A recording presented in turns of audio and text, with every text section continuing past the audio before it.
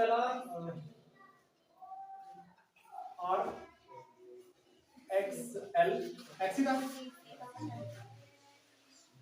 और X L X C X L. देखो R का फॉर्मूला सब जानते हो। आर का formula v upon I, v upon I equal to R. तो यहां से i इक्वल टू क्या बनेगा, i equal to v upon R. r equal to v upon I, तो v equal to i r और i equal to v upon r। Time लगता होगा सोचने में। xc कहां काम आता है, i is equal to v upon r ना लिख के हम xc लिखते हैं। कब लिखते हैं xc, जब हमारे सर्किट में केवल c जुड़ा हुआ हो। c का मतलब कैपेसिटर। और ये कब होगा तुम्हें दिख रहा है, इधर दिख जाएगा, दिख जाएगा। तुम सीट चेंज कर लो अपनी, यहां दिख जाएगा तुम्हें।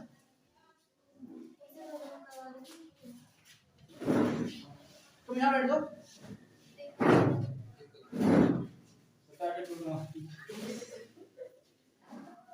v अपॉन x, ठीक है दिख रहा था, अच्छी बात है। v अपॉन x ये मैं कल पढ़ लिया था। r का फॉर्मूला सबको बता दूं कि r क्या होता है। r सबको पता है, r कुछ इस वजह चीज नहीं है, एग्जाम में दिया रहेगा। r मैंने कल समझाया था क्या होता है। जब इलेक्ट्रॉन्स चलेंगे तो इलेक्ट्रॉन्स आपस में टकराएंगे, और टकराएंगे तो क्या होगा, इलेक्ट्रॉन्स टकराने से क्या होता है, इलेक्ट्रॉन्स टकराने से जो उनकी स्पीड है, जो उनका अनुलंबन वेग है, वो स्लो हो जाएगा और उसी को रेजिस्टेंस कहते हैं। इसमें कुछ ऐसा फार्मूला स्पेशल है नहीं कि जो बनाऊंगी, तो इसका बनाएंगे। अब xc क्या होता है, xc का मतलब है धारतीय प्रतिघात, और xc का फार्मूला होता है x इक्वल टू होता है omega 1 upon omega c। x is equal to 1 upon omega c। अब ये फार्मूला तुम्हारे सामने नया आया है कि ओमेगा c है। ओमेगा क्या है, चलो थोड़ा सा इसको भी समझ लेते हैं। किसी किसी बुक में लिखते हैं कि ओमेगा जो है वो है कोणीय वेग, है ना। और कहीं कहीं में लिखा रहेगा ओमेगा है कोणीय आवृत्ति। अब इनमें से कौन सा ठीक है, ये ठीक है ये ठीक है, दोनों ठीक है, बताओ क्यों। ये सेंटर है और सेंटर से कुछ r डिस्टेंस पे ये पॉइंट है, मान लो एक पॉइंट हमारा n द्रव्यमान कोई भी, और ये ऐसा घूम रहा है इसमें एंटी। तो जब ये घूमेगा और एक टाइम पे ये यहाँ है, तो इसने कुछ एंगल बनाया होगा। ये जो एंगल बनाया ये है थीटा, और थीटा को बोलते हैं हम कोणीय विस्थापन। तो ये जो कोणीय विस्थापन थीटा है, ये कोणीय विस्थापन किसके इक्वल होगा, कोणीय विस्थापन। एक सिंपल सा फार्मूला पढ़ा होगा सबने, दूरी बराबर 4 गुना समय।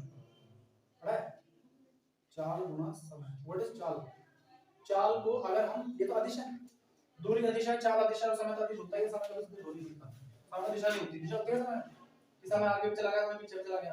टाइम मशीन बन जाएगी जब, तो शायद कुछ हम कह सकते हैं उसके बारे में, लेकिन अभी तक उसके बारे में कुछ चल रहा है मामला। अगर पढ़ोगे न्यूज़पेपर के बारे में थोड़ा बहुत, कभी कोई रिसर्च पेपर पढ़ लिया तो मिलेगा कि हाँ टाइम मशीन के बारे में चल रही है खोज हमारी, उसके बारे में डिस्कस कर लेंगे इस घंटे में। और संजय आज भी है। चाल बराबर क्या बनेगा, चाल का हम चाल को सदिश के रूप, ये तो आदेश हो गया, सदिश के रूप में फार्मूला कैसे लिखा जाएगा जल्दी बताओ। सदिश के रूप में फार्मूला कैसे लिखेंगे, सदिश बनाना, चाल बराबर हो जाएगा वेग, है ना। समय समय रहेगा, वेग वही है जो चाल है, लेकिन वेग में दिशा होती है। हमें पता है कि अगर हम बाइक लेके जा रहे हैं तो वो चाल है वेग है, बाइक लेके जा रहे हैं तो चाल है वेग। अगर तुम ये देखो कि बाइक तुम्हारी नाप क्या रही है, कैलकुलेट क्या कर रही है उसके अंदर, तो वो नाप रही है चाल या नहीं। और वेग कैसे पता लगेगी, अभी तो बता, वेग में दिशा होती है प्लस और माइनस।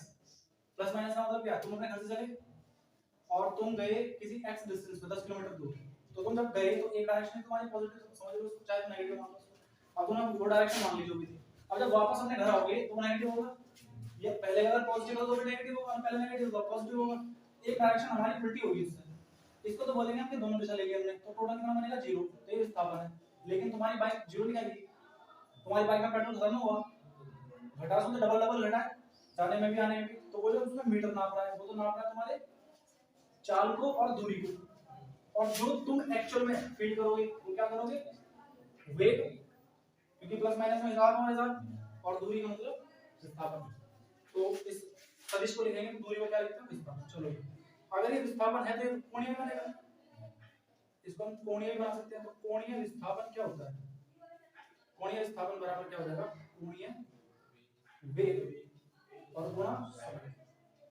कोणीय वेग क्या होगा, कोणीय वेग होगा हमारा ओमेगा, जो इसमें लिखा है जिस स्पीड से चल रहा है ओमेगा स्पीड से चल रहा है ओमेगा, और समय कितना है t, और ये विस्थापन कितना है थीटा, तो theta is equal to omega t। बात समझ में आई? Theta is equal to omega t जो लिखा हमने ये बिल्कुल फार्मूले के अकॉर्डिंग लिखा है।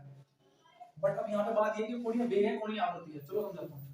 यहाँ से लेके यहाँ तक इसकी कुछ स्पीड रही होगी, तो यहाँ पहुंचा और इसने कुछ विस्थापन करा एंगल का और यहाँ आ गया। बट अब अगर ये यहाँ से लेके यहाँ पे किसी विस्थापन के साथ थीटा एंगल पे है, तो हमें ये भी तो समझना पड़ेगा कि ये इसका कोणीय वेग है आवर्ती है। आवर्ती कब बनती है? जब चक्कर लगते हैं। तो क्या इसका चक्कर लगा यहाँ से यहाँ तक?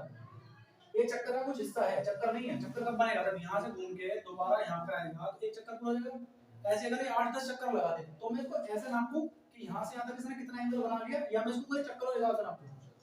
ये मेरी चॉइस है कि मैं इसको एंगल के हिसाब से, तो भाई मतलब यहाँ से यहाँ तक पूरा घूम गया तो ये 2 पाई एंगल चल गया। एंगल तो 2 पाई होगा 360, तो यहाँ से यहाँ तक घूमेगा तो पूरा 360 डिग्री एंगल होगा। और अगर यहाँ से यहाँ तक देखो तो चक्कर एक होगा, तो चक्करों में नापोगे तो आवर्ती आएगी। और अगर रेडियन में नापोगे, रेडियन प्रति सेकंड, 1 सेकंड में कितना रेडियन एंगल घूम रहा है, तो वो कोणीय वेग होगा। क्लियर है?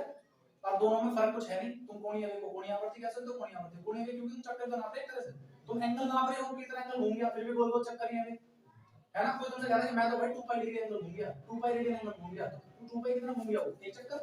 और 2 पाई का मतलब जहां से तुम यहाँ आ गए दोबारा तो तुम चक्कर में गया, तो कितने चक्कर प्रति सेकंड है, और या फिर तुम उसे रेडियन में बता दो, तो एक ही बात है। तो यहाँ पे कोणीय वेग कब तक है? जब तक एक चक्कर पूरा नहीं होता, और जब चक्कर पूरा हुआ तो वेग को छोड़ के चक्करों पे आ जाते हैं कि भाई चक्कर कितने हुए, तो उस टाइम पे इसको क्या कहा जाएगा? कोणीय आवर्ती। और अभी क्या कहा जाएगा? कोणीय वेग। अब तुम्हारी चॉइस है, तुम्हें क्या करना है, कुछ फर्क नहीं पड़ता, कुछ भी करो। x = 1 omega c। अब ये जो ओमेगा c है, इस ओमेगा को तुम्हें जो बोलना है बोलो, मैं तो कोणीय आवर्ती कहता हूं क्योंकि कोणीय आवर्ती लिखा है नाम में, तो कोणीय आवर्ती मिलेगी तो मैं लिखी हो जाएगा कोणीय वेग नहीं, भी हो सकता है कई चक्कर लगा रहे हो। और हम बात किसी कर रहे हैं धारा की, धारा कितने चक्कर लगाती है? धारा चक्कर लगाती है 50, पता नहीं एक सेकंड में 50 चक्कर, तो क्या वो एक सेकंड में 50 चक्कर के हिसाब से नहीं वेग भी निकालेगी उसका? 50 चक्कर लगा लिए एक सेकंड में 50 चक्कर, तो उसका आधा चक्कर निकालना, आधे चक्कर का भी चौथाई चक्कर निकालना बहुत मुश्किल काम है ना, बहुत छोटे टाइम के लिए निकलेगा। तो अधिकतर जो पड़ती है हमें वो कोणीय आवर्ती के पड़ती है। इतनी बात क्लियर है? ये डाउट सभी क्लियर है? बेटा लो दिख जाएगा इसको नहीं था।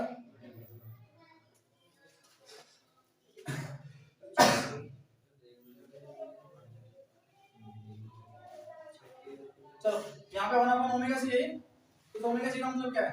ओमेगा क्या है अभी बताया मैंने तुम्हें? कोणीय आवर्ती। और आवर्ती क्या होती है? आवर्त काल का उल्टा नहीं। चलो इसको भी समझ लेते हैं एक बार। कोणीय आवर्ती, कोणीय आवर्ती है ओमेगा, ओमेगा बराबर क्या है? आवृत्ति है। आवृत्ति क्या होती है? कोणीय आवृत्ति क्या है? चलो छोड़ो, कोणीय वेग है नहीं, अगर पता है तुम सब कोणीय आवृत्ति कहो या कोणीय वेग कहो, एक ही तो बात है। तो जो कोणीय वेग या कोणीय आवृत्ति है ये ओमेगा है। ओमेगा बराबर क्या है? वेग है। और वेग बराबर क्या होता है? 4/समय। देखो 4। अब अगर तुम इसे कोणीय वेग आवृत्ति बोलोगे तो तुम लिखोगे ऊपर 4 और नीचे लिखोगे समय। बताओ तुम्हारी चाल कितनी है? अगर ये आवृत्ति है तुम्हारी यानी कि कोणीय वेग है, तो वेग बराबर क्या होता है? मैं गलत सवाल सूत्र बोल रहा हूं? वेग क्या है? 4 बार 2/समय, यानी कि वेग बराबर विस्थापन बटे समय, है ना। तो विस्थापन यहां लिखना पड़ेगा। बताओ विस्थापन कितना है? विस्थापन है थीटा, और समय कितना है t। अब ये थीटा विस्थापन है, इसे तुम दो तरीके से लिख सकते हो। या तो लिख सकते हो तुम पूरी की पूरी दूरी के हिसाब से कि तुमने दूरी कितनी चली, या किस हिसाब से लिख सकते हैं इसको? या तो इसको दूरी के हिसाब से लिख सकते हैं कि दूरी कितनी चली, या फिर तुम इसे लिख सकते हो एंगल कितना घूमा। आई बात समझ तुम्हारे? तो एंगल कितना घूमता है? एंगल घूमता है 2 पाई, यानी समझ में आएगा। और नीचे क्या है? आवर्तकाल। आवर्तकाल को कैपिटल टी से रिप्रेजेंट करते हैं। आवर्तकाल किसे कहते हैं? एक चक्कर को पूरा करने में लिया गया समय।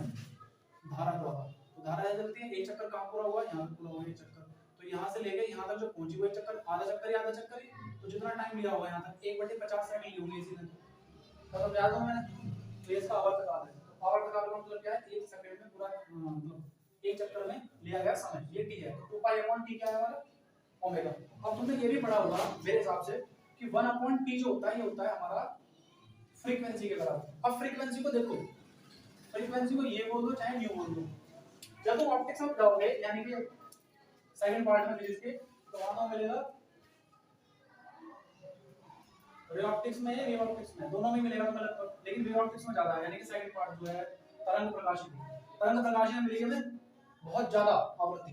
आवर्ती आवर्ती आवर्ती प्रकाश की आवर्ती, तो वहां पे प्रकाश की आवर्ती को हर जगह न्यू लिखा मिलेगा, न्यू। तो इसलिए मैं तुम्हें अभी से उसकी हैबिट डालने के लिए मैं न्यू लिखूंगा ना कि एफ। अब तुम्हारी मर्जी है, तुम बताओ मैं तो उसे लिखूंगा, एफ लिखूंगा चाहे न्यू लिखूंगा, एक ही बात है। एफ फ्रीक्वेंसी होती है, फ्रीक्वेंसी को हम आवर्ती कहते हैं, जब हम आवर्ती लिख देंगे लेकिन वहां पे इसको न्यू बोला जाएगा आवर्ती को।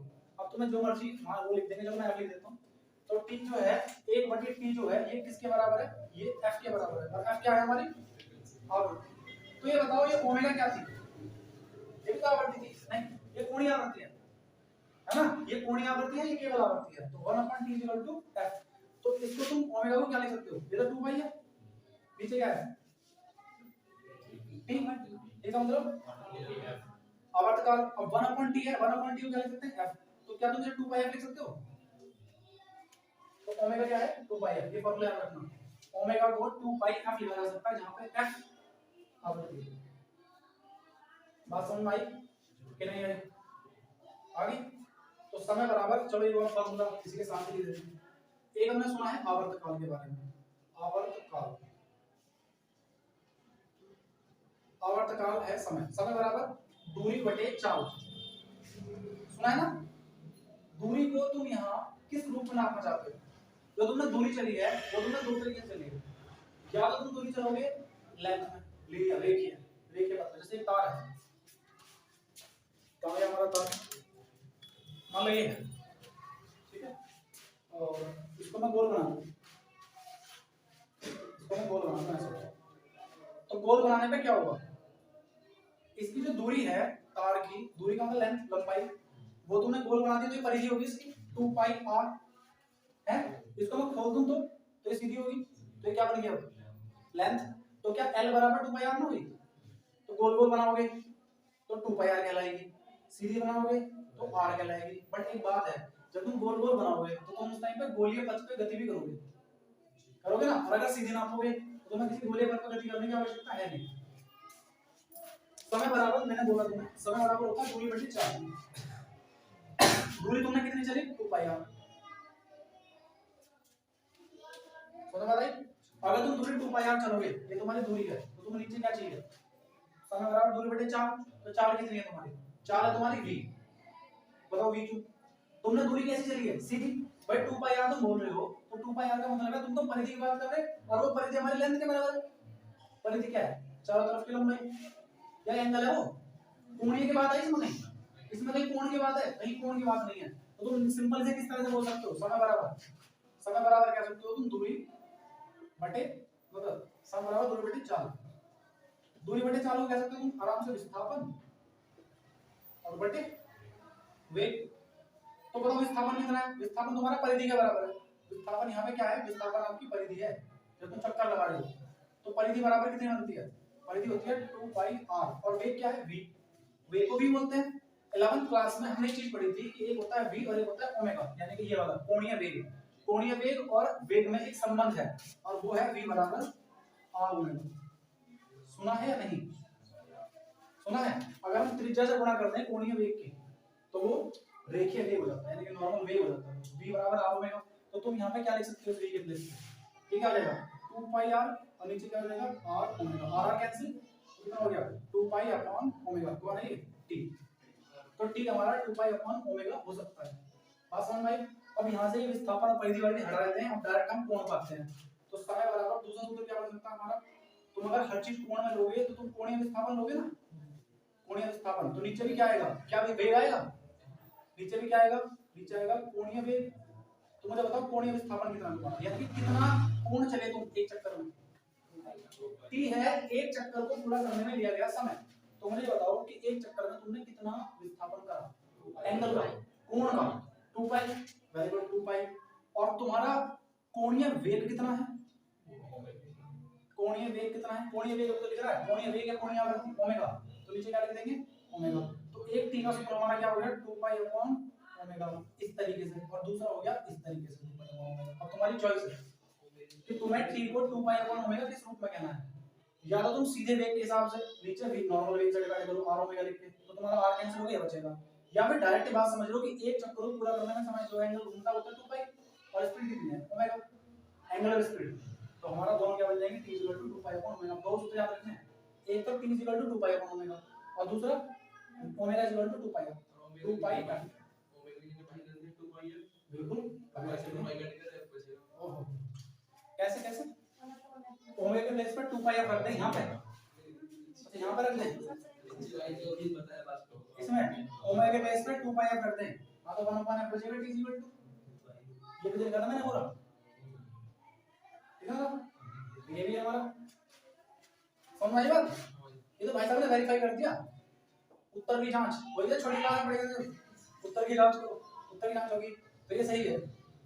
चलो इतना समझ आया, आ गया। चलो इसको यहाँ रखते हैं। अभी रखते क्या है, हमारे पास कुछ कुछ फॉर्मूले हैं। एक तो omega equal to 2 pi F याद रखना, एक t इक्वल टू मतलब 1/t इक्वल टू f, और एक है t equal to 2 pi upon omega. अब तीन सूत्र हो गए, तीनों सूत्रों को याद रखना, मैं इसको बता रहा हूं।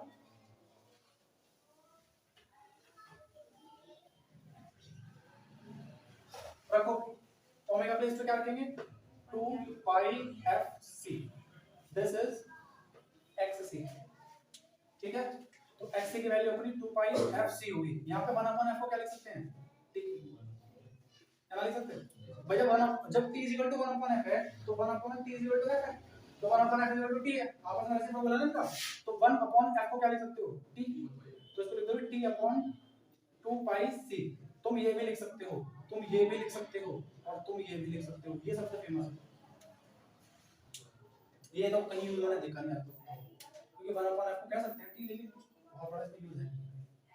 आई बात समझ में, t को क्या लिख सकते हैं हम 2 पाई अपॉन ओमेगा, लिख सकते हैं t को 2 पाई से 2 पाई कैंसिल, ओमेगा नीचे आ जाएगा तो 1/ओमेगा से फिर से वेरीफाई होता है। समझा, करते रहो वेरीफाई, वो बिल्ला थोड़ी है, हम और वेरीफाई नहीं करते, बस इतना ही करते हैं। तो हमारे पास या तो ये फार्मूला है, ये इंपॉर्टेंट है, या ये फार्मूला है।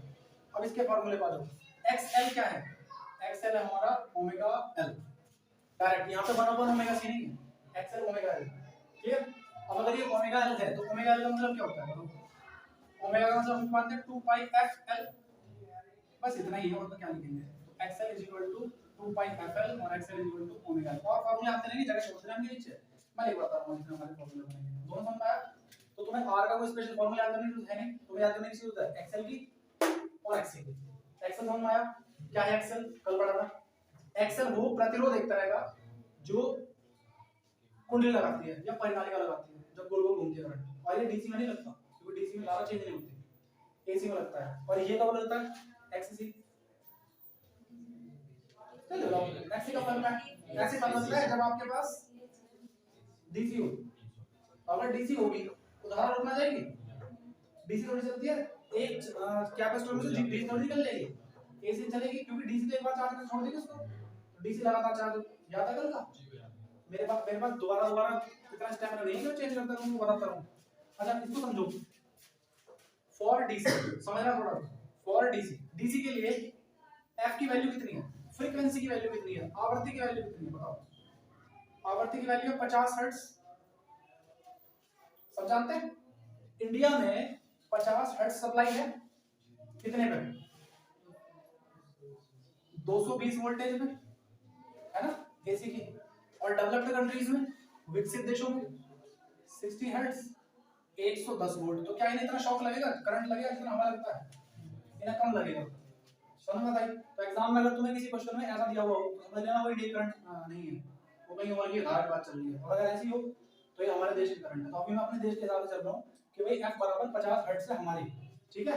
अगर f 50 हर्ट्ज है तो ये बताओ xl axc पढ़ रहे हैं, xc = क्या होगा 1/ओमेगा c, ओमेगा के प्लेस पे क्या लिख सकते हो 2 पाई fc, f के प्लेस पे क्या लिखोगे 50, तो कितना हो जाएगा 1/2 पाई 50, और c कुछ होता होगा c की वैल्यू। तो ये बताओ जो xc है क्या ये जीरो है, जीरो है क्या, जीरो तो नहीं है, लेकिन हाँ नीचे जो भी है एक बड़ी सी संख्या है ना, बड़ी संख्या है, लेकिन c जो होगा वो माइक्रोफैराड में होगा, माइक्रो में होगा ना, और माइक्रो की जो पावर होती है ऊपर जाती है वो प्लस हो जाएगी, तो हमारे जो वैल्यू मिलेगी c की वो कुछ ना कुछ मिलेगी, लेकिन हाँ c जीरो नहीं है, तो c कुछ लग रहा है, यानी कि c कुछ ना कुछ है। बात समझ में आई तुम्हारे। तो डीसी के लिए xc होता है या नहीं होता है, डीसी के लिए xc होता है, क्लियर है ये बात। तो यहाँ पर लिख दिया हमने 1/ओमेगा c, ओमेगा के प्लेस पे क्या लिख दिया मैंने 2 पाई ft, डीसी के लिए। क्या मैं सही बोल रहा हूँ, नो आई एम रॉन्ग, बताओ क्यों, क्योंकि ये डीसी के लिए f 50 हर्ट्ज है ही नहीं। तुम्हारा ध्यान कहाँ है? अब याद आ रहा है जीरो। इतनी देर में एग्जाम में तुम्हें 4 ऑप्शन देंगे और एक ऑप्शन एलिमिनेट करके तुम निकल जाओगे, गलत हो गया। ये सब जो मैंने करा है ये एसी के लिए है, ना कि डीसी के लिए। It is for AC not for DC. DC में फ्रीक्वेंसी होती है क्या? डीसी में आवृत्ति होती है, चक्कर लगता है डीसी में। तो मतलब क्या है इसका? एसी की वैल्यू है एसी इक्वल टू 50 हर्ट्ज, तो 50 हर्ट्ज पे एक्ससी की वैल्यू कुछ ना कुछ होगी, कुछ ना कुछ होगी, यानी हम कह सकते हैं एक्ससी जीरो नहीं है। क्लियर है? अब आ जाओ डीसी में। फॉर डीसी बताओ डीसी में क्या होगा? डीसी में आपकी जो फ्रीक्वेंसी है वो जीरो, कोई फ्रीक्वेंसी नहीं है। अगर फ्रीक्वेंसी नहीं है तो बताओ एक्ससी क्या होगा? 1 अपॉन, पता नहीं क्यों हर बार गलत बता रही हो, 2 पाई एफसी, तो 1 अपॉन 0, एफ की वैल्यू 0 है, 1 अपॉन 0 क्या होता है? 1 अपॉन 0 होता है अनंत। इसका मतलब एक्ससी की वैल्यू कितनी है? अनंत। किसके लिए? डीसी के लिए। और डीसी के लिए अगर एक्ससी की वैल्यू अनंत है, एसी के लिए एक्ससी की वैल्यू अनंत नहीं है, कुछ है, थोड़ी बहुत है, जीरो नहीं है बस। तो अगर एसी डीसी के लिए एक्ससी की वैल्यू अनंत है तो क्या इसमें प्रतिरोध बहुत ज्यादा ना हो गया? प्रतिरोध तो एक तरह का, तो अगर प्रतिरोध बहुत ज्यादा हो गया तो इसका मतलब क्या हुआ? डीसी फ्लो नहीं हो सकती। और हमने कल यही लिखा था कि डीसी में काम नहीं करते, जो हमारे कैपेसिटर है डीसी में काम नहीं करते, इसलिए नहीं करते। आई बात समझ में? इधर आ जाओ। एसी के लिए क्या पढ़ेंगे हम? और एसी, एसी के लिए फ्रीक्वेंसी कितनी है? 50 हर्ट्ज। कोई तुमसे पूछे डीसी के लिए फ्रीक्वेंसी कितनी है? आंसर होना चाहिए 0। अंधेरे में पूछ लेना, कोई रात में भी 8 बजे तक पूछ ले तो भी याद होनी चाहिए, सो गए तो 2 बजे रात को सो उठा हाँ बोलता डीसी की फ्रीक्वेंसी कितनी है? 0। ये ना कि डीसी की फ्रीक्वेंसी 50 हर्ट्ज है, अगर मैं तो एसी सोच रहा था, इसी देर में मामला खराब हो जाएगा तुम्हारा, है ना? एग्जाम में जाकर बहुत सारे, तुम्हें एग्जाम ये थोड़ी ट्वेल्थ के देना है, बहुत सारे एग्जाम तुम्हारे पास, इंजीनियर तो बनोगे करने के बन लियो। चलो तो इंजीनियर साहब एक्स एल इक्वल टू क्या होता है? Omega L. मतलब ओमेगा की प्लेस पे क्या लिखोगे? 2 पाई एफ एल। एफ की वैल्यू कितनी है? कुछ है, मुझे नहीं पता, लेकिन एक्स एल जीरो नहीं है, पता लग गया इसका? अब एक काम करो, डीसी मान लो, फॉर डीसी बताओ डीसी के लिए क्या होगा? एफ इज इक्वल टू होगा 0। डीसी के लिए एफ की वैल्यू 0 है, तो एक्सएल इज इक्वल टू क्या हो जाएगा? 2 पाई एफ एल। पाई की वैल्यू 0, तो एक्सएल की वैल्यू कितनी है? 0। क्या मतलब है इसका? डीसी के लिए कोई रुकावट नहीं है, कोई रेजिस्टेंस नहीं है, इसमें कुंडली में। तो अगर तुम किसी कुंडली की बात करोगे, किसी परिनालिका की बात करोगे, तो उसमें डीसी फ्लो हो जाएगी कि एसी फ्लो हो जाएगी? एसी में तो दिक्कत करेगा ये, और डीसी, डीसी में तो कहीं नहीं रहा कुछ दिक्कत भी है, डीसी में आराम से फ्लो हो सकता है। इसमें क्या दिक्कत है बताओ जरा? अगर कैपेसिटर में फ्लो करते हैं डीसी को, तो डीसी के लिए क्या हो जाएगा? अपने लिए अनंत खड़ा कर देगा प्रतिरोध कि मैं फ्लो नहीं कर सकता, और इसके लिए थोड़ा बहुत रखेगा जो भी है। तो यहाँ पे तुम्हें ये बात क्लियर हो जाती है कि डीसी को फ्लो करने के लिए आपके पास कोई एक कॉइल होनी चाहिए, संधारित्र नहीं, संधारित्र में डीसी नहीं चलती। बात समझ में आई? तो आगे बढ़ते हैं, मिटा दो इसे। अब कुछ टर्म्स हमें जो सीखने हैं, बेटा तो पक्का समझ में आ गए तुम्हारे? कुछ पूछना है तो पूछो, पूछो कुछ पूछना तो मुझे पूछना। मैं पूछूं? तो ये बताओ, हम एसी की फ्रीक्वेंसी को चेंज कर सकते हैं क्या? एसी की फ्रीक्वेंसी को चेंज कर सकते हैं, यस या नो? सोच लो, एक कॉमन सेंस का क्वेश्चन है ये। क्या एसी की फ्रीक्वेंसी को चेंज किया जा सकता है? तब तुम्हें मुझे आंसर देना होगा इसका, और मैं तुम्हें आंसर देता हूं आधा। अगर मैं तुमसे ये कह रहा हूं कि इंडिया में फ्रीक्वेंसी 50 हर्ट्ज है और अमेरिका की 60 हर्ट्ज है, तो ये कॉमन सेंस की बात है कि चेंज हो जाती होगी फिर, है ना? तो तुम्हें मुझे ये बताना कैसे होती होगी। अगर तुम्हारा क्यूरियोसिटी है, छुट्टी पड़ी तुम्हारी दिवाली की, कल दिवाली भी है ना? कल तुम सबको आना छुट्टी दी गई, मैं शायद सुबह कराऊंगा तुम्हें, है ना? ये दोपहर के टाइम कराऊंगा, शाम के टाइम नहीं कराने का। दो शाम को तुम्हें क्या कर रहा है पता है, तुम्हें मना आ रही बेचारा घूमने वाले बंदे, तुम्हारे घर कौन करेगा? भैया वो मैं अपना डिसाइड करूंगा ना, तुम थोड़ी करोगे। बिठा दो इसे, मैं आज से पढ़ना स्टार्ट कर दो, कल आज पढ़ना मैं करूंगा पढ़ना स्टार्ट। दिवाली की छुट्टियों में तुम अपने आप को सारे सुधार सकते हो, नहीं सुधारोगे तो मैं सुधारूंगा, कोई ना कोई तो सुधारेगा।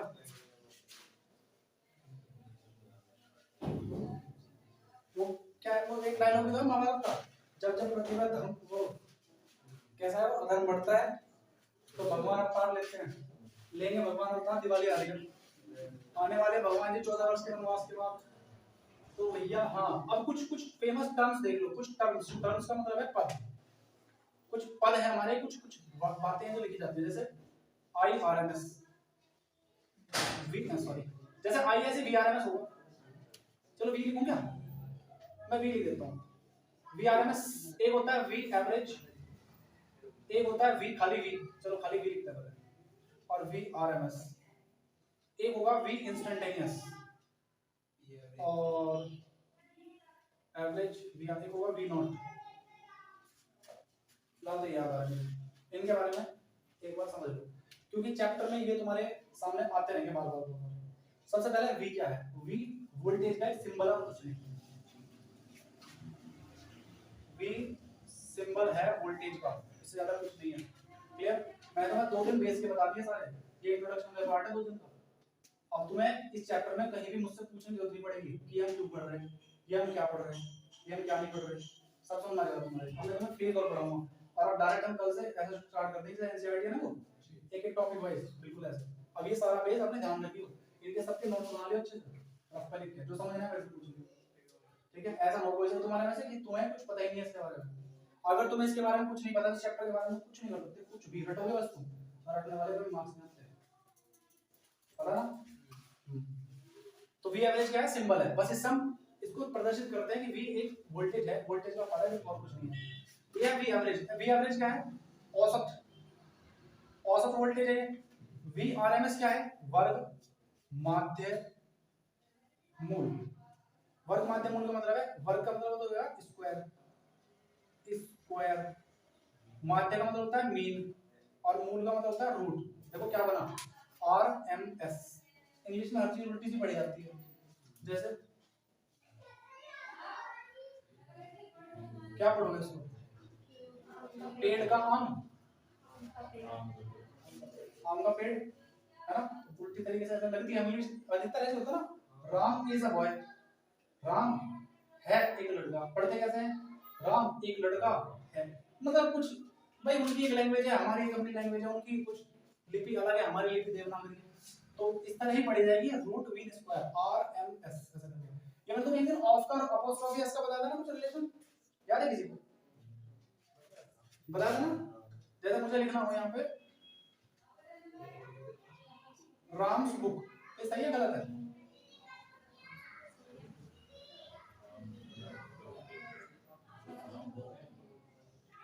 सही है गलत है,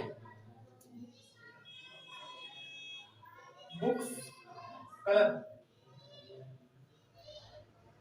अच्छा कलर का भी देख लो, सी ओ एल ओ आर लिखोगे ये भी कलर है, C O L O U R लिखोगे ये भी कलर है, ये अमेरिकन इंग्लिश में पढ़ा जाता है, ये ब्रिटिश इंग्लिश का वर्ड है, ब्रिटिश मतलब ब्रिटिशर्स नहीं थे ना इंडिया में, उन्होंने तो राज करा है ऊपर, तो हमारे ऊपर उन्होंने राज करा है, तो हम दूसरे पढ़ते हैं, तो ब्रिटिश इंग्लिश जानते हैं ज्यादा, अमेरिकन इंग्लिश पढ़ते हैं, लेकिन वो हमारा इतना फ्लो नहीं है। तो बुक्स कलर अगर हम लिखेंगे तो ये ठीक है, ऊपर वाला ठीक है मेरे हिसाब से, तो पता होना चाहिए ये वाला जो है गलत, क्योंकि किताब एक निर्जीव चीज है, और निर्जीव के साथ हम अपोस्ट्रोफी नहीं लगाते, अपोस्ट्रोफ होता है पोजीशन यानी कि कब्जा, अधिकार, तो एक निर्जीव चीज का किसी का अधिकार नहीं हो सकता, लेकिन यहाँ है, यहाँ नाम जिंदा है ना, जिंदा है हमारा, हमें ये बताया कि किसी आदमी का नाम है, तो ये इसका मतलब है कि किसी चीज का हक जता सकता है, तो ये ठीक है बिल्कुल। तो अपोस्ट्रोफी कहाँ लगाना चाहिए, जिंदी चीजों में, है ना, जीवित, और इसकी जगह पे हम एस ओ भी लगा सकते हैं, ऑफ, तो फिर क्या लिखना पड़ेगा, फिर हम उल्टा लिखना पड़ेगा, book of Ram, colour of book, फिर ठीक हो जाएगा।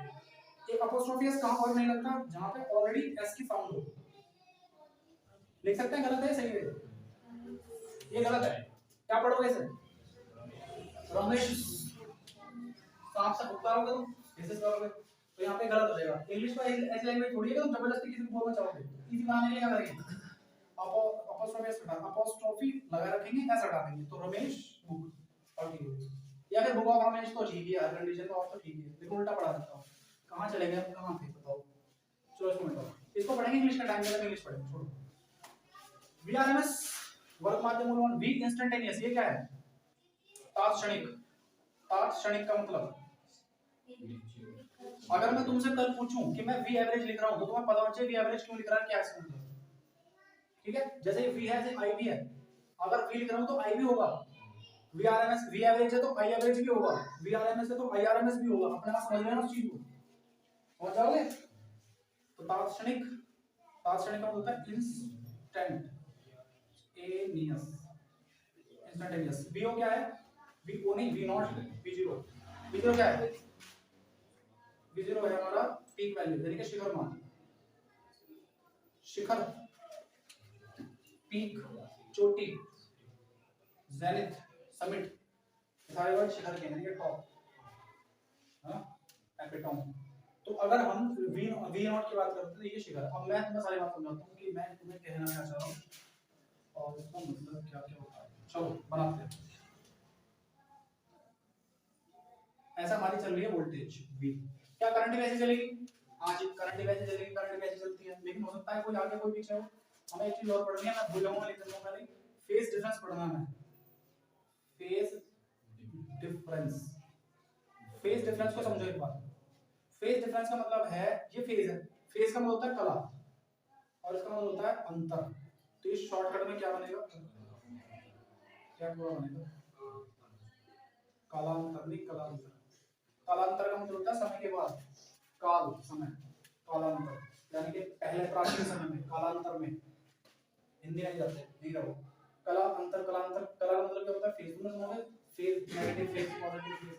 बिजली का फेज टच हो गया, दो फेज मिल गए, डबल फेज की लाइट है, सुनिए ना फेज, फेज ये वही फेज है। लेकिन हमें ये एग्जैक्ट नहीं पता होता कि फेज क्या है। चलो फेज समझते हैं, बाद में समझेंगे, पहले देखो। वी सिंबल है, मैंने सिंबल लगा दिया, मैं वी लगा दिया। फिर आते हैं वी एवरेज की बात। एवरेज किसे कहते हैं?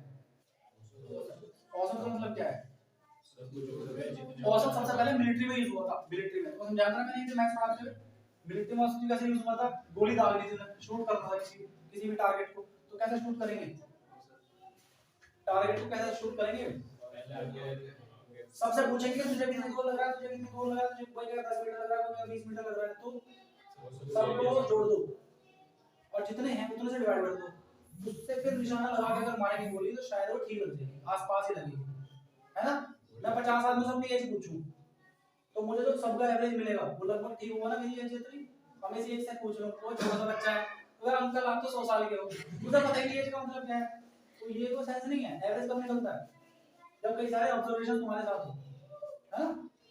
तो जो हमारा एवरेज निकलता है उसको हम यहाँ से वी एवरेज की प्रदर्शित वी एवरेज के रूप में प्रदर्शित करेंगे। यहाँ से निकला कैसे? देखो इस बात को सोच के बताओ। तुम यहाँ जाओगे, यहाँ जाओगे, यहाँ जाओगे, यहाँ जाओगे और यहाँ तक जाते जाते तुम्हारा एवरेज बढ़ेगा? एवरेज नहीं बढ़ेगा, तुम्हारी वैल्यूज बढ़ेगी। और यहाँ तक आते आते घट जाएंगी। तो ये बताओ, अगर मैं यहाँ से यहाँ तक 50 वैल्यू लूँ बढ़ने वाली, तो यहाँ से यहाँ तक 50 वैल्यू घटने वाली भी होंगी, है? लेकिन सारी की सारी प्लस होंगी। सही कह रहा हूँ गलत?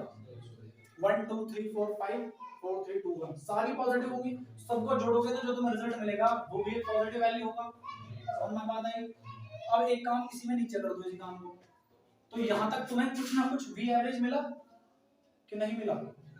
यहाँ तक कुछ वी एवरेज मिला। अब यहाँ यहाँ क्या मिलेगा? सेम चीज यहाँ नेगेटिव मिलेगी, यहाँ मिलेगी। तुम यहाँ तक कहोगे भाई यहाँ कितना है, यहाँ कितना है, यहाँ तक क्या होगा?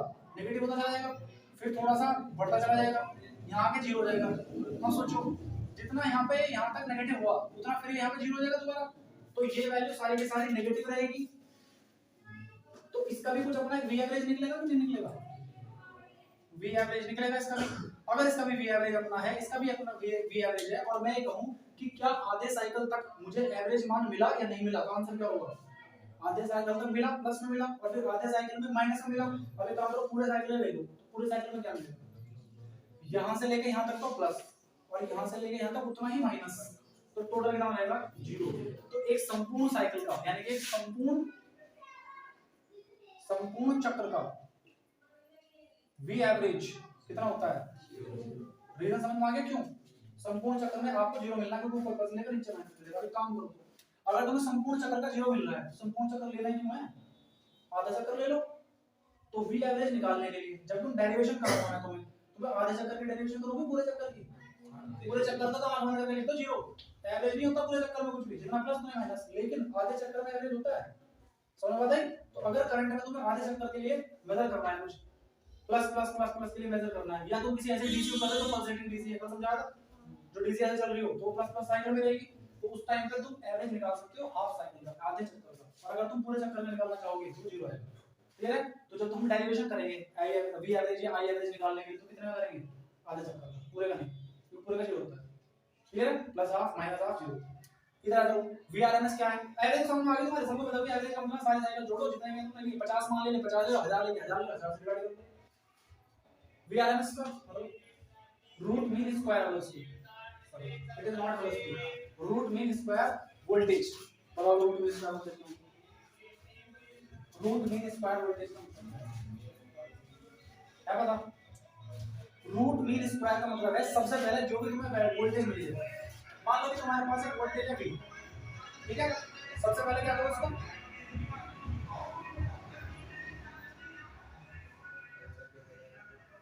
क्या हो रहा है? वो तो मर गया। चलो कोई नहीं, हमारे पास एक V है, सबसे पहले उस V का रूट करो, फिर उसका एवरेज निकालो। V मीन, मीन का मतलब है इसका एवरेज निकालना है। एवरेज कैसे निकलता है समझाऊंगा मैं तुम्हें। एवरेज को समझाते तो अभी पहले निकला था, इसी तरह का एवरेज है, लेकिन ये ऐसा एवरेज नहीं है। पहले तुम्हें क्या करना है, रूट, रूट करना है नहीं, रूट मीन स्क्वायर, यानी कि नाम क्या है, RMS, वर्ग माध्य मूल, जो हिंदी में लिख रहा है। इंग्लिश में भी तो समझाया था तुम्हें, रूट मीन स्क्वायर, VRMS तुमने इसको लिखा RMS, लेकिन करना क्या है एक्चुअल में, पहले स्क्वायर करना है, फिर मीन करना है, फिर रूट करना है। गलती तुमसे कहां होगी, सबसे पहले तुम रूट कर सकते हो, लेकिन करना हिंदी वाला है, मतलब पता है इंग्लिश में उल्टा लिख रहा है, इंग्लिश में अलग तरीके से लिख रहा है, मूल वर्ग माध्य, पहले वर्ग करना है, फिर माध्य करना है, फिर मूल करना है। तो स्क्वायर मीन रूट, मैं इसकी बात कर रहा हूं RMS, तो यहाँ तो RMS लिख रहा है ना, ये तो मैंने लिखा है अपने पास, तो RMS जो लिख रहा है ना, ये RMS ही कर मत देना कि रूट कर दिया, मीन कर दिया, स्क्वायर कर दिया, गलत हो जाएगा। क्या करना है, पहले स्क्वायर करना है, फिर उसका स्क्वायर का जितने भी स्क्वायर आएंगे उन सब का मीन निकालना, मीन का मतलब होता है एवरेज। तो ये एवरेज और इस एवरेज में फर्क है क्या? हां, ये तो डायरेक्ट एवरेज है, ये स्क्वायर का एवरेज है। और फिर क्या करना है तुम्हें, उसका रूट करना है, जो भी आंसर आएगा उसका रूट करना है। तो ये तुम करोगे, अब तुम दोगे, ये ड्रामा करा क्यों, है ना? चलो मैं तुम्हें इस तरह समझा दूं रीजन। मान लो कि तुम्हारे पास ये एक कोई रेजिस्टेंस है, ठीक है, और इसमें तुमने एक बैटरी लगा रखी है V वोल्ट की बैटरी, फिर एक ये सेम रेजिस्टेंस है, ये R है, ये भी R है, सेम रेजिस्टेंस है, सेम वायर है, बिल्कुल सेम सर्किट है दोनों के दोनों, और तुमने यहाँ पे लगा दिया एक, ये किसकी पहचान है, AC चल रहा है ऐसा, तो AC की पहचान है। तो तुमने क्या लगा यहाँ पे E, और E का फॉर्मूला क्या होता है, E not sin omega t, हम इस हिसाब से लिखते हैं। E का मतलब क्या है, जैसे यहाँ पे V है ऐसे यहाँ पे E है, अगर यहाँ पे हम लिखता I, तो यहाँ पे लिखता I equal to sin omega t, तो मैंने V लगाया ना वहाँ पे, इसलिए मैंने E लगा दिया यहाँ पे। अब अगर ये V है, ये E है, तो ये बताओ अगर इसमें कुछ ना कुछ जब रेजिस्टेंस में जाएगा तो जो धारा जाएगी कुछ ना कुछ लॉस होगा, उसका कुछ ना कुछ एनर्जी का लॉस होगा, नहीं होगा, कुछ वोल्टेज डाउन होगा, वोल्टेज ड्रॉप होगा तो एनर्जी का लॉस होगा, कुछ हीट बनेगी क्योंकि रेजिस्टेंस गर्म हो जाते हैं, तो यहाँ से कुछ हीट निकलेगी। अब सपोज यहाँ से जो हीट निकली है वो है x joule, x joule heat, ठीक है? अब यहाँ से जो हीट निकली है अगर वो भी x जूल हीट है, तो इसका मतलब क्या है, ये दोनों करंट सेम है, मतलब दोनों बैटरी सेम है, जितना वोल्टेज है उतना वोल्टेज रिएक्ट में, फर्क किस बात का है, फर्क इस बात का है कि ये V है, ये है DC और ये AC। अब थोड़ा सा बैकवर्ड में जाओ, मतलब बैकग्राउंड में जाओ, थोड़ा सा समझाता हूं थोड़ा। ये ऐसा बदल रहा था, तुमने कोई एक मशीन लगाई, ठीक है, और उस मशीन में लगाने के बाद तुमने सोचा कि ये मशीन कितने पर चलेगी, यहाँ वोल्टेज चले 0, 0 से फिर बढ़ा बढ़ा बढ़ा, फिर हाईएस्ट गया, फिर वो लो होता चला गया। तो अभी बताओ उस मशीन को तुम कितना वोल्टेज दे रहे हो, तुम्हें पता है इस बात का कि नहीं पता है? पहले तो बढ़ रहा है, फिर बढ़ा, फिर घटा, फिर घटा, फिर नेगेटिव हो गया, फिर बढ़ रहा है, फिर बढ़ रहा है। तो ये बताओ एग्जैक्ट वैल्यू इसकी है कितनी, यानी कि मुझे ऐसा लग रहा है कि ये वैल्यू यहाँ से यहाँ तक 1 2 3 4 5 4 3 2 1, फिर ऐसा करके ऐसे चलती है।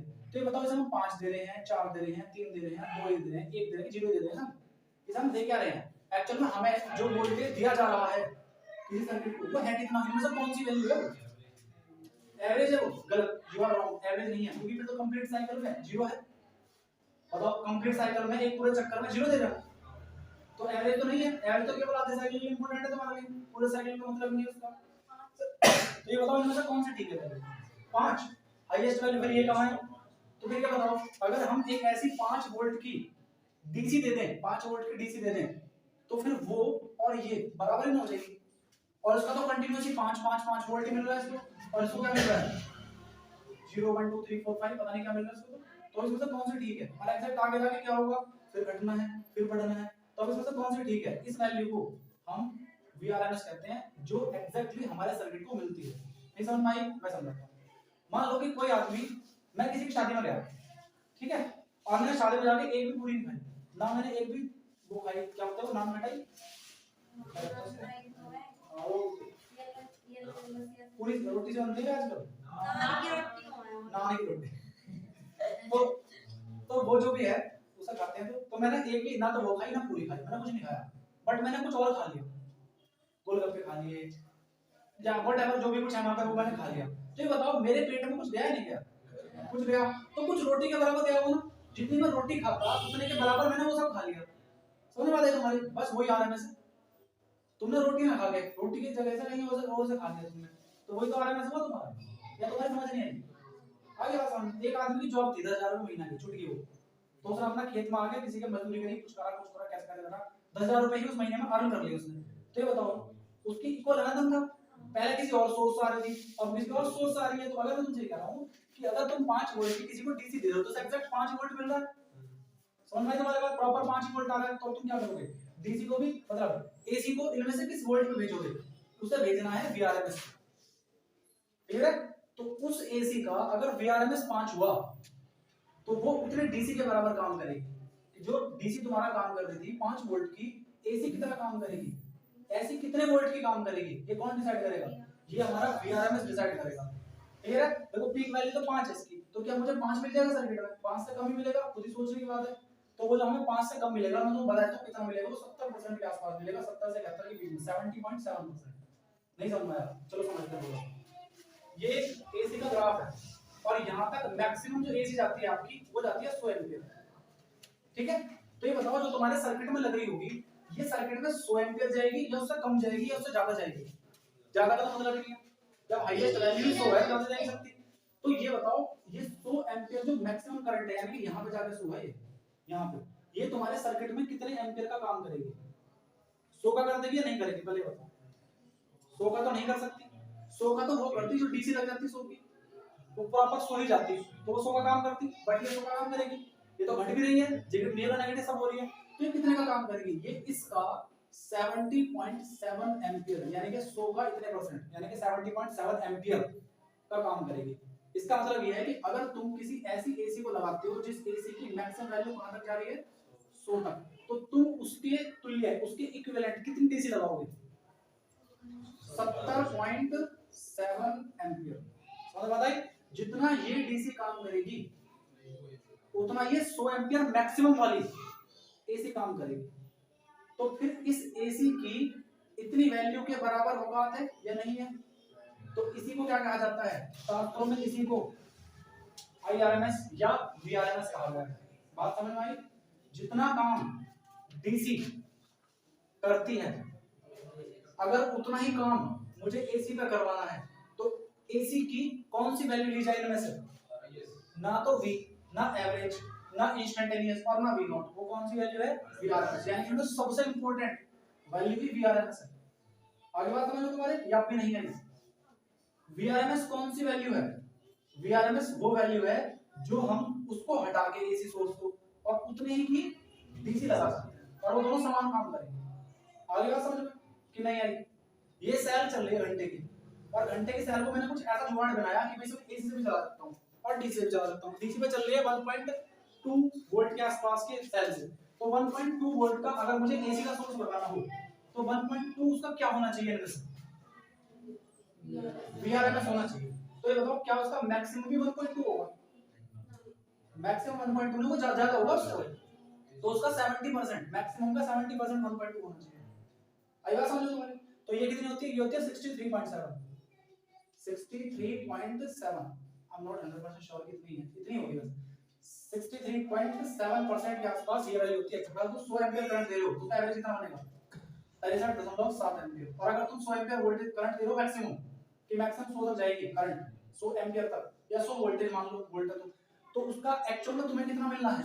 केवल 70%, और तो सब वेस्टेज है। वो तुम्हें दिख रहा है बस वो मैक्सिमम जाता है, लेकिन है नहीं। अच्छा तो फिर ये बताओ, अब तुम V नॉट तो समझ गए होगे, तो V नॉट का मतलब क्या है? शिखर मान, यानी कि तुम्हें किसी भी सर्किट में मैक्सिमम वैल्यू जितनी दिख रही है वो तुम्हारी क्या है, शिखर मान है। तो तुम्हें इसमें कहीं शिखर मान दिख रहा है क्या? है कहाँ है इसमें शिखर मान? बताओ। शिखर मान है ये, और शिखर मान ये भी है, ये नेगेटिव शिखर मान है, ये पॉजिटिव शिखर मान है। ये और सब नेगेटिव पॉजिटिव की राड काट दी हमने। हमने कह दिया कि सबको क्या बोलते हैं हम, वीआरएमएस। यानी कि सबका, इन सबको हटा के, अगर तुम सबको कहते हैं कि इसको हटा के एक डीसी लगा दे और वो इतने के बराबर होनी चाहिए, तो इसका मतलब है इसके वीआरएमएस के बराबर डीसी लगानी चाहिए, ना कि एवरेज। ठीक है, नेक्स्ट वी इंस्टेंटेनियस क्या है? इंस्टेंटेनियस का मतलब तात्क्षणिक। तात्क्षणिक का मतलब क्या है? क्षणिक। क्षणिक का मतलब क्या है? एक क्षण की, मोमेंट की। इंस्टेंट, तुरंत। जैसे तीनों का ऐड आता है, काम शुरू करे सिर्फ 6 सेकंड में, मतलब इंस्टेंट, तुरंत। 6 सेकंड होता थोड़ी कुछ पिया और एकदम से पेट में होता नहीं, होता होगा, मैंने खाया नहीं कभी, लेकिन कहते तो यही है ना, इंस्टेंट काम करने के लिए। तो अगर तुमसे किसी ने कुछ काम बताया तो तुरंत क्या चलती है, तो इंस्टेंट। ऐसे ही इंस्टेंट वोल्टेज है। कैसे इंस्टेंट वोल्टेज है? एक सर्किट है, उसमें करंट फ्लो हो रही है, और तुमसे कहा गया कि बेटा एक बार टेस्ट लगा के चेक करियो। ये बताओ, टेस्ट लगा के तुम चेक करोगे तो खड़े होगे टेस्ट लगा के? कि मैं खड़ा हूं, सुबह से शाम होगी, बस चाय का काम कर रहा हूं। टेस्ट लगा रहे या तुम वोल्ट मीटर लगा रहे, जो भी लगा रहे हो, तुमने एक बार टच करा और टच करते तुमने नाम लिया, तो बताओ इससे क्या होगा? टच करते ही मैंने नाम के बता दिया, समझो 5 वोल्ट आ रहे हैं, तो 5 वोल्ट उस टाइम थे ना, उस क्षण पे थे ना 5 वोल्ट, उससे बाद में 5 वोल्ट आएंगे, गारंटी है। उससे पहले 5 वोल्ट थे, गारंटी है। हमें तो नहीं पता, यह है कुछ आइडिया नहीं है उसके बारे में। मैंने तो तुम्हें समझाया था कि किसी और को समझाया था कि अगर कार जा रही है यहाँ से और आगे जाके क्रैश हो जाए, तुम्हें बताया था, तो उस टाइम तुम कार में चलती हुई देखी तुमने, वो कौन सी स्पीड देखी उसकी? तात्क्षणिक स्पीड देखी उस कार की चलती हुई की। आगे जाकर उसके साथ क्या हुआ पता नहीं, पीछे क्या हुआ पता नहीं, क्या पता किसी ने हाथ से काम किया, हल्के से आदमी ने, है ना, इंजन एक्टिवेट। तो ऐसे ही तात्क्षणिक मान क्या होता है? जो एक टाइम पे, एक निश्चित समय पे निकाला गया हो, इसका तो कोई लेना देना नहीं है तुम्हें। क्लियर है? इसका कोई लेना नहीं है। तुम कह रहे हो हमारे घर में यार वोल्टेज बहुत ज्यादा आ रही है, हमारे घर में तो इलेक्ट्रिशियन को पकड़ के लाई कि वोल्टेज बहुत ज्यादा है, बिजली बहुत ज्यादा है, देखिए ऊपर लगा, बिजली ज्यादा तो हो रही, कम तो नहीं हो रही, तो तुम्हारे घर में आके बिल चेक कर लेगा। अगर हमारे एरिया में लगा हुआ वोल्ट मीटर सा, तो बटन सा दबाओ, वो तुरंत बताता है ना वो कौन सा वोल्टेज है, तुरंत तुरंत बदलता है ना वो, कि अब कम हो गया, अब ज्यादा हो गया, उस क्षण के क्षण बदल रहा है।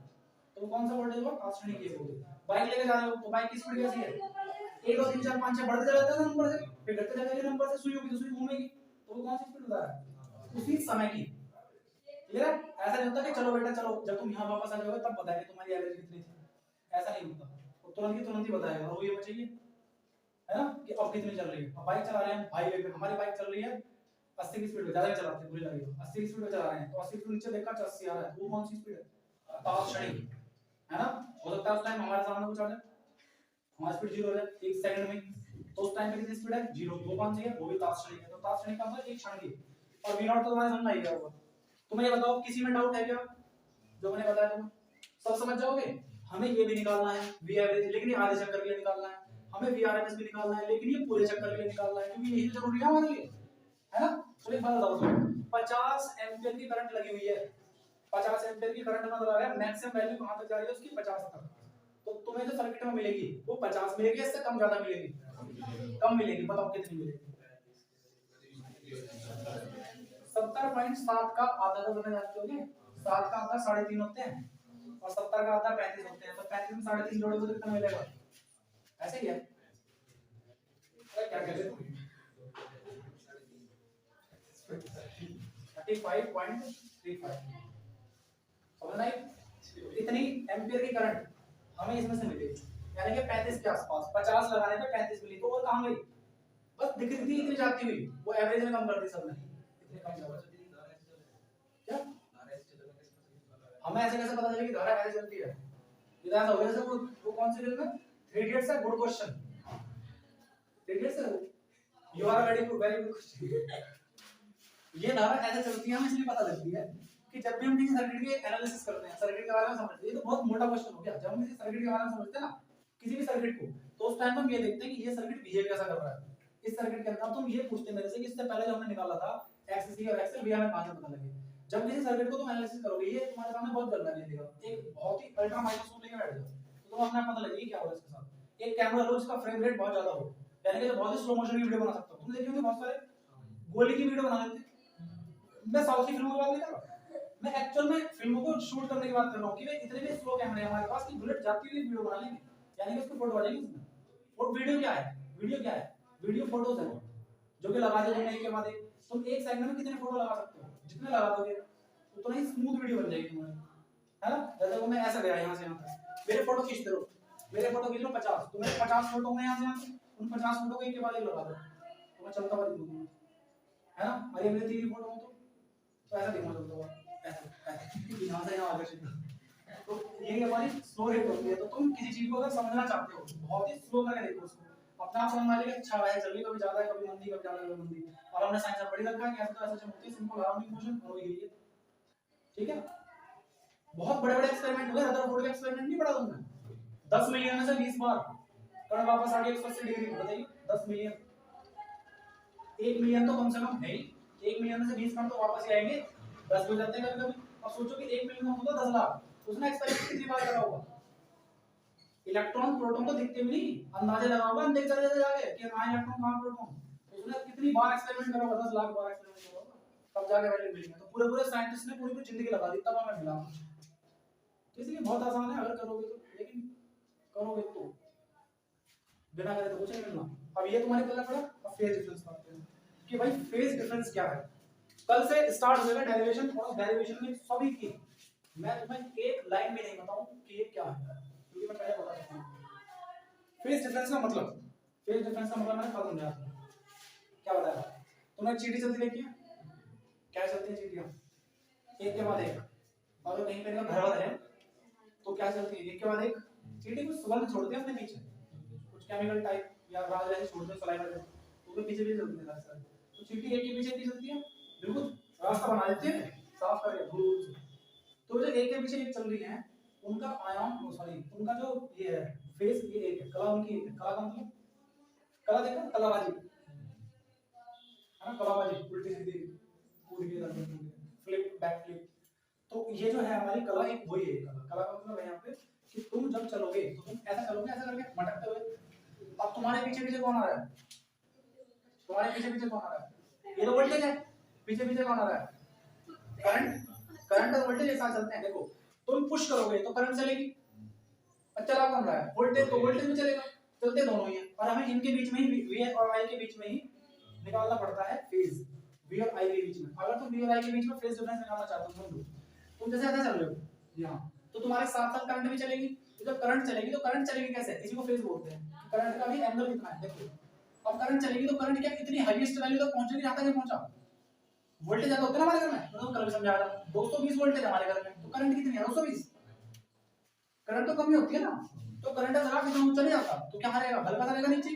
तो करंट ग्राफ को थोड़ा सा नीचे रखो, लेकिन करंट जहां से स्टार्ट हुई, पहले पूरा करने के बाद चक्कर वोल्टेज पे जहां एंड हुआ है वहीं करंट एंड होगी।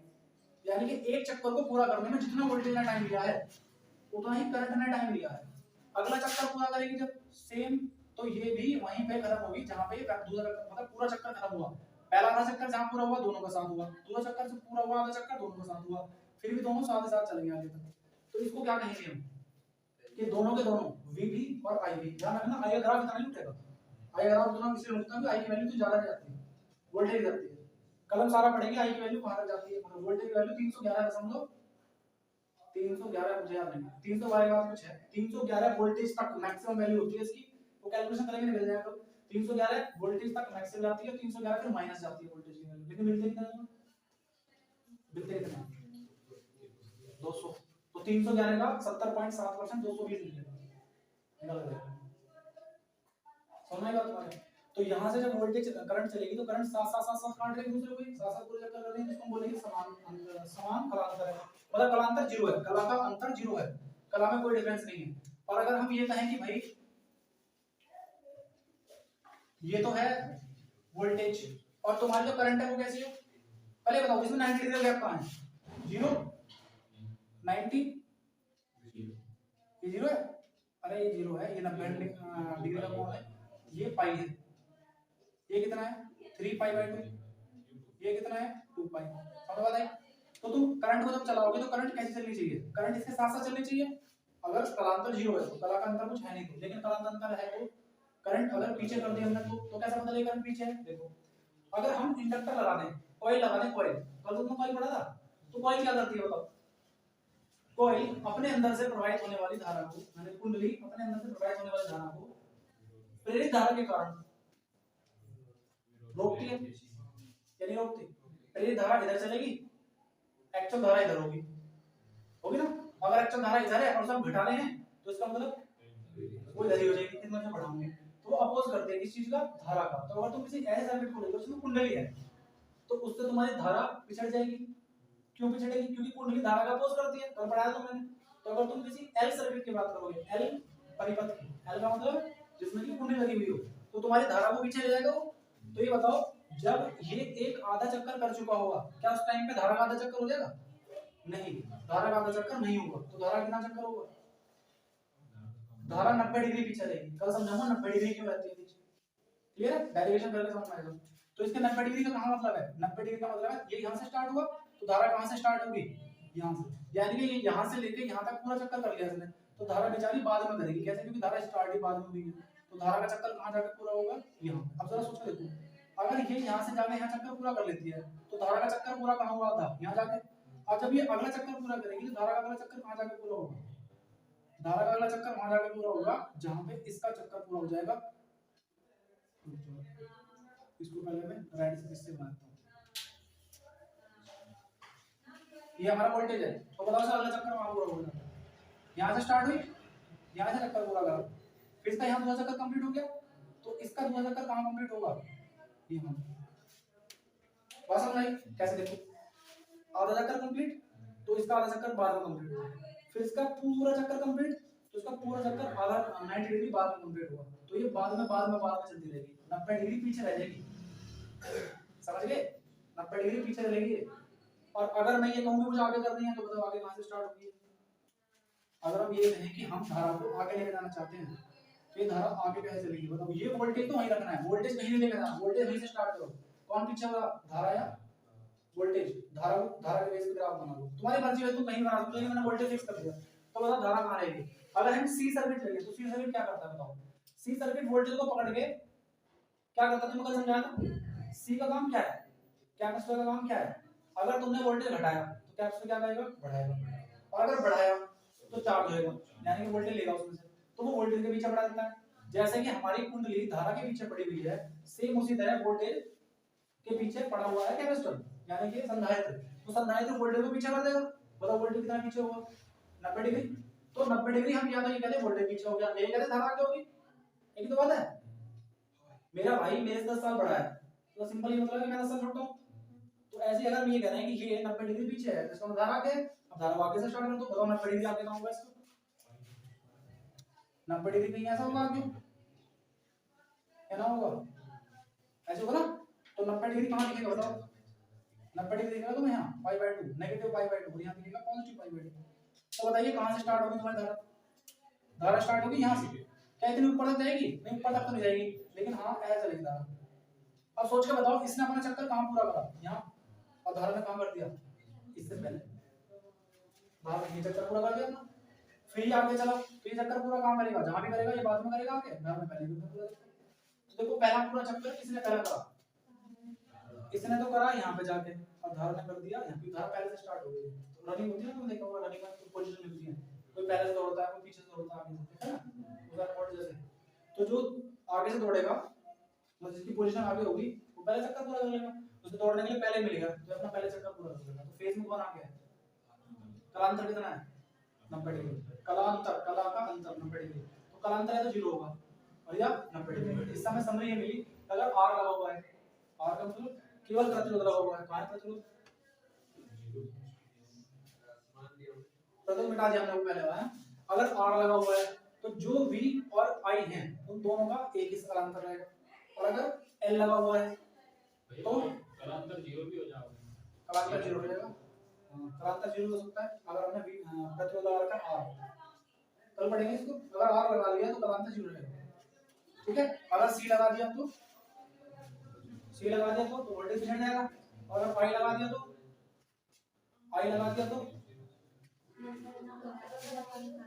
तो वोल्टेज आगे हो जाएगा, धारा पीछे हो जाएगी। समझ बात आई? अब इस सारे को ये बोलो ना,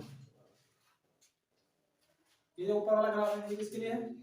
ये तो है सी सर्किट के लिए, ये तो है एल सर्किट के लिए, और ये है सी सर्किट के लिए, और ये आर के लिए।